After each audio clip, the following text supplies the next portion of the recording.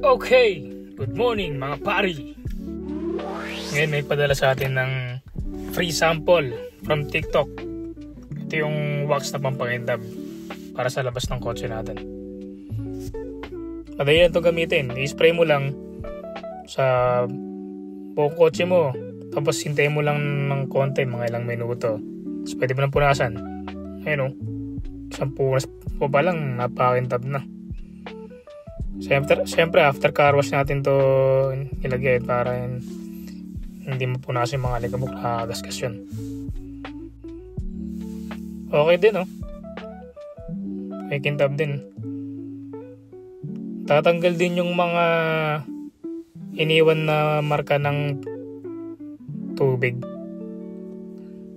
Siyempre after car wash hindi naman kagad matatanggal yung mga tubig na yun kahit punasan. Yan, i-spray natin din sa pintuan. Basta lahat, i-spray natin pati sa bubong para mas protektado, pati sa trunk. Protektado yung kotse natin sa araw o sa ulan. Protection din to sa acid rain at sa UV rays na binibigay ng araw. Yan, dali lang siya. Pupunasan mo lang ng microfiber na cloth after na may sprayan. Yan, kita mo napakintab talaga. Effective siya. And after natin sprayan, punasan natin para mas kumapit yung wax na nilagay natin.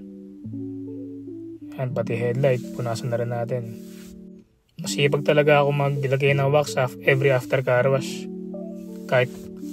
Kahit malapit na umulan, kasi protection to sa pintura natin ng pintura ng kotse natin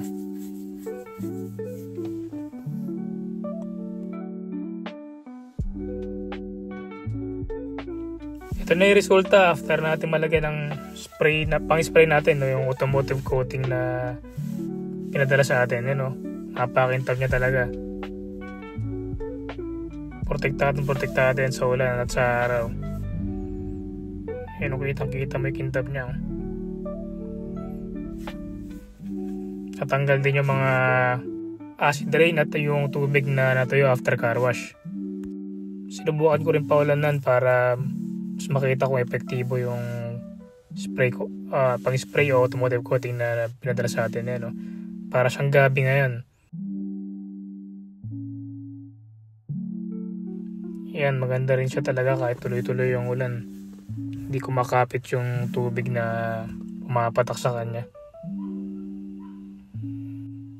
Recommended ko talaga to kung gusto nyo ng protection sa mga kotse nyo.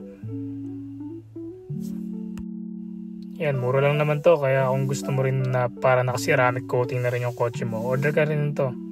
Let's go!